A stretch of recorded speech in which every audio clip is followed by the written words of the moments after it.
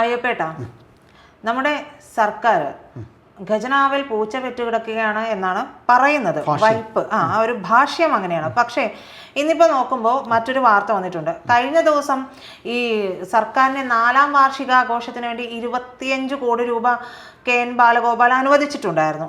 ഇപ്പോൾ അത് കൂടാതെ ഒരു 1.65 കോടി കൂടി മുഹമ്മദ് റിയാസിന്റെ ടൂറിസം വകുപ്പ് അനുവദിച്ച് ഉത്തരവിറക്കിയിട്ടുണ്ട്. അപ്പൊ ഇത് രണ്ടും കൂടി ആകുമ്പോൾ ഏതാണ്ട് 27 കോടി 56 കോടി രൂപയാകും. ഇനി അത് മാത്രമാണോ എന്ന് ചോദിച്ചാൽ അത് മാത്രവുമല്ല.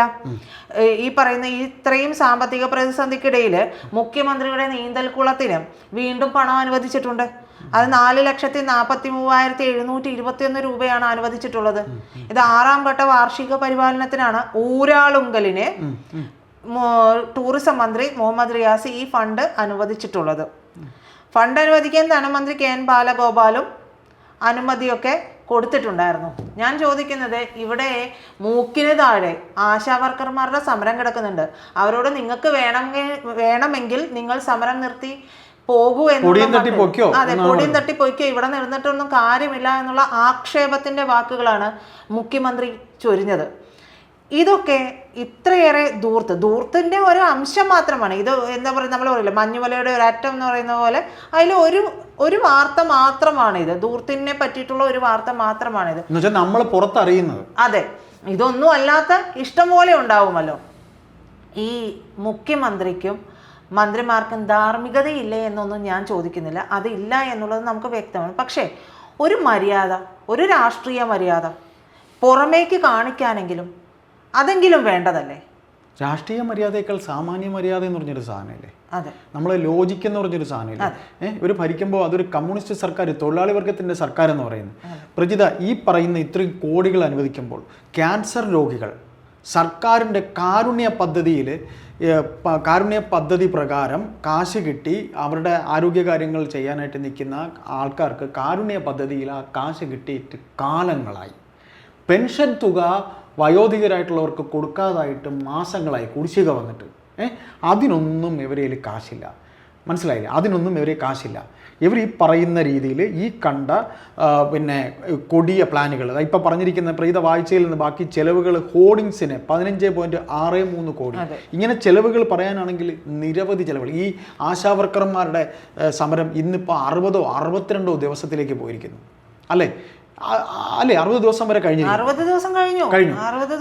അതെ, അപ്പോൾ സർക്കാരിനെ സംബന്ധിച്ച് ഈ പറയുന്ന ഇതൊരു ഇടതുപക്ഷ സർക്കാരാണെന്നാണ് പറയുന്നത്. അതെ, ഞാൻ ഒന്ന് ഇടയ്ക്ക് കയറിക്കോട്ടെ. ഒരു ഇടതുപക്ഷ സർക്കാരാണെന്ന് നമ്മൾ എപ്പോഴും പറയുന്ന ഒരു കാര്യമാണല്ലോ. ഒരു ഇടതുപക്ഷ സർക്കാരിന് ഓരോ വർഷവും വാർഷികാഘോഷം നടത്തി പൊടിക്കേണ്ട ഇത്രയും കോടികൾ പൊടിക്കേണ്ട ആവശ്യമുണ്ടോ ചേട്ടാ? ആ കോടികൾ എത്രയോ നല്ല കാര്യങ്ങൾക്ക് വിനിയോഗിക്കാം. അല്ല, ഇതിപ്പോൾ ഇവിടെ ഇടതുപക്ഷ സർക്കാർ എന്ന് പറയുകയും ഒരു ഇടതുപക്ഷ മുഖ്യമന്ത്രി എന്നും പറയുന്ന പിണറായി വിജയൻ ഒരു ഇടതുപക്ഷ മുഖ്യമന്ത്രിയുടെ, ഒരു കമ്മ്യൂണിസ്റ്റ് മുഖ്യമന്ത്രിയുടെ എന്ത് ഇതാണ് അദ്ദേഹം കാണിക്കുന്നത്? അപ്പോൾ പിന്നെ അതിൽ ചോദ്യം ഉണ്ടാകുന്നില്ല. കോൺഗ്രസിലെ മുഖ്യമന്ത്രിയായിട്ട് ഇവിടെ കെ കരുണാകരൻ ഇരുന്നപ്പോൾ അദ്ദേഹം നീന്തൽക്കുളം ശരിയാക്കിയപ്പോൾ ഇവിടെ DYFIക്കാർ എന്തെല്ലാം സമരം നടത്തി. ഇദ്ദേഹത്തിൻ്റെ ഓഫീസ് ഇപ്പം ഈ പറയുന്ന, നമ്മൾ കഴിഞ്ഞ ഒരാഴ്ചയ്ക്ക് മുന്നേ നമ്മളിവിടെ ഒരു സംസാരത്തിലിരിക്കുമ്പോഴത്തേക്കാണ് പറഞ്ഞത് ഏതോ ഒരു IAS ഓഫീസറുടെ മുറി നവീകരിക്കാനായിട്ട് എത്രയോ ലക്ഷം രൂപ അനുവദിച്ചെന്ന് പറഞ്ഞിട്ട്. അത് നമ്മൾ ഇത്തരത്തിൽ ഈ പറയുന്ന രീതിയിൽ ഇതിപ്പോൾ എത്ര കോടിയാണ്? 20 കോടി സംതിങ് ആണ് സർക്കാരിന്റെ 4ാം വാർഷികത്തിന്. 25 കോടി അനുവദിച്ചു. 25 കോടി പ്ലസ് ഈ 1 കോടി 1.65 കോടി കൂടി ആകുമ്പോൾ 27.56 കോടി രൂപയായി. അപ്പോൾ ഇതിൽ നമ്മൾ ഇത്ര ചോദിക്കുള്ളൂ. ഇപ്പൊ പ്രജിത ഇപ്പൊ ചോദിച്ചു, ചേട്ടാ ഈ 4 വർഷത്തിന് ആഘോഷം വേണോ എന്ന് ചോദിച്ചു. ഈ 4 വർഷത്തിന്റെ ആഘോഷത്തിന്റെ ഈ ബാധ്യതയും നമ്മുടെ തലയിലാണ് വരുന്നത്. നമ്മൾ സാധാരണക്കാരന്റെ തലയിലാണ്. ഇപ്പൊ തന്നെ ജനിച്ചു വീഴുന്ന ഓരോ കുഞ്ഞിന്റെ തലയ്ക്ക് മുകളിൽ ഒരു 5 ലക്ഷം രൂപ വെച്ച് ബാധ്യതയാണ്. അതായത് കേരളത്തിന്റെ ഒരു ഇത് അനുസരിച്ച് നോക്കിയാൽ, കടബാധ്യത അനുസരിച്ച് നോക്കിയാൽ ഒരു പ്രാവശ്യം, അതായത് കഴിഞ്ഞ തവണ ഇരുന്ന അതേ സർക്കാർ തന്നെ വീണ്ടും വരുമ്പോൾ അവർ ഈ കടബാധ്യതയുടെ കണക്ക് രണ്ടാമത് സഭയിൽ പറയില്ല. നേരെ മറിച്ച് ഇനിയിപ്പോൾ ഇവരിപ്പോൾ ഇരിക്കുന്നു, ഇവർ താഴെ പോയി അടുത്തൊരു സർക്കാർ വരട്ടെ, തീർച്ചയായിട്ടും സഭയിൽ എത്ര രൂപയുടെ കടബാധ്യതയാണ് ഈ 2 കൊല്ലവും കൂടെ പിണറായി വിജയൻ 6 ലക്ഷം കോടിയിലേക്കാണ് എത്ര രൂപയുടെ കടബാധ്യതയാണ് ഈ പിണറായി വിജയൻ ഉണ്ടാക്കി വെച്ചെന്നുള്ളത് അടുത്തൊരു സർക്കാർ വരുന്നു, അടുത്തൊരു പുതിയ ഗവൺമെന്റ് വരികയാണെങ്കിൽ മാത്രമേ പൊതുജനം അറിയുള്ളൂ. അത്ര കണ്ട് ഇവർ ഇത് നടത്തിയിട്ടുണ്ട്. അപ്പോൾ ഇനി അടുത്തെന്ന് പറഞ്ഞു കഴിഞ്ഞാൽ നികുതി ഇനത്തിൽ നമ്മളെ എങ്ങനെ പിടിക്കും? കണ്ട ബാറുകളെല്ലാം തുറന്നിട്ടുണ്ട്. ബാറുകൾ മദ്യക്കച്ചവടത്തിലൂടെ നികുതി വരാനായിട്ടുള്ള മദ്യഷാപ്പുകൾ ഇഷ്ടം പോലെ തുറന്നിട്ടുണ്ട്. ആ രീതിയിൽ വരുമാനം ഉണ്ടാക്കുക. പിന്നെ കിഫ്ബി വഴി ഉണ്ടാക്കിയ റോഡുകളുണ്ടല്ലോ, റോഡുകൾക്കെല്ലാം ടോൾ പിരിക്കാൻ പോവുക.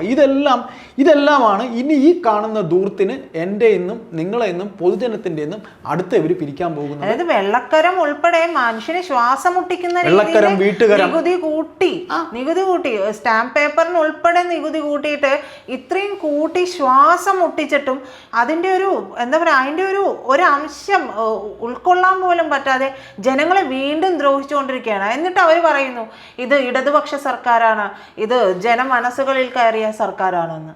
അല്ല, ഇനിയിപ്പോ ചെയ്യാൻ മനസ്സിലാകുന്നില്ല ഇത് എങ്ങനെയാണ് ഇങ്ങനെ പറയുന്നത്. ഈ 4 വർഷം ആകുമ്പോൾ ഈ ആഘോഷം എന്ന് പറയുന്നില്ലേ, ഇനിയിപ്പോൾ ഇവർ ചെയ്യാൻ പോകണമെന്ന് പറഞ്ഞു കഴിഞ്ഞാൽ പെൻഷൻ മിക്കവാറും 1800 എന്ന് പറയുന്നത് 2600 മറ്റോ ആക്കാനുള്ള പരിപാടി ഉണ്ടാവും.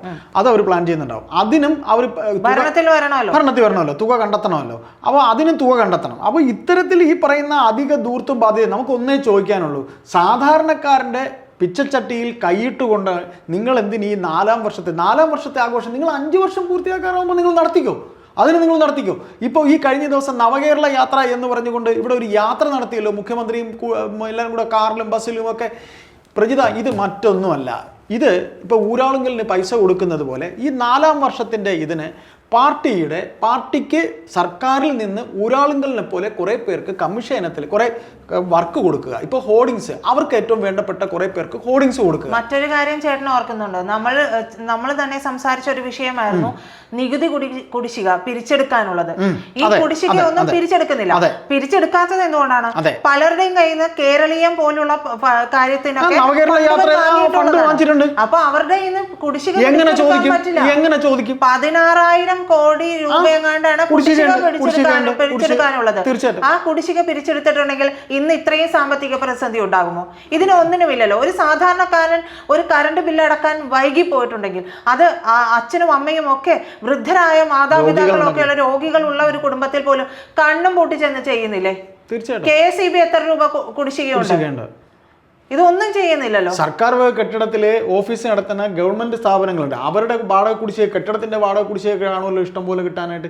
അപ്പോൾ ഇത്തരത്തിൽ സാധാരണക്കാരൻ്റെ പിച്ചച്ചട്ടിയിൽ കൈയിട്ട് വാരി ഇവരുടെ ആഘോഷം നടത്തിയിട്ട് ഇനി അടുത്ത കിഫ്ബിയിലെ ടോള്, പിന്നെ വേറെ എന്തൊക്കെ തരത്തിൽ നമ്മളെ ഇന്ന് ടാക്സ് പിരിക്കാനുണ്ട് അതെല്ലാം പിടിച്ച് നമ്മളെ കഴുത്തറുത്ത് കൊല്ലാനുള്ള പരിപാടിയാണ് ഈ പ്ലാൻ ചെയ്യുന്നത്. അധിക സാമ്പത്തിക ബാധ്യത ഇവരുടെ ഈ ദൂരത്തിലൂടെ സാധാരണക്കാരന് ഉണ്ടാകാൻ പോവുകയാണ്. ജീവിക്കാൻ നിവൃത്തിയില്ലാത്ത രീതിയിൽ ഇവർ ആക്കി തീർക്കും. ആൾക്കാരും മരിക്കേണ്ടി വരും. ആ ഒരു അവസ്ഥയിലേക്ക് വീർപ്പുമുട്ടി മരിക്കേണ്ടി വരുന്ന ഒരു അവസ്ഥയിലേക്ക് പോകും. അല്ല, ഇതൊരു ഇടതുപക്ഷ സർക്കാരാണോ? ഇത് ഏത് ബൂർഷയാണ് ഇവിടെ മുഖ്യമന്ത്രിയായിട്ട് ഇരിക്കണമെന്ന് സാധാരണക്കാരൻ നെഞ്ചത്ത് കൈവച്ചുകൊണ്ട് ചോദിക്കുക. അതെ.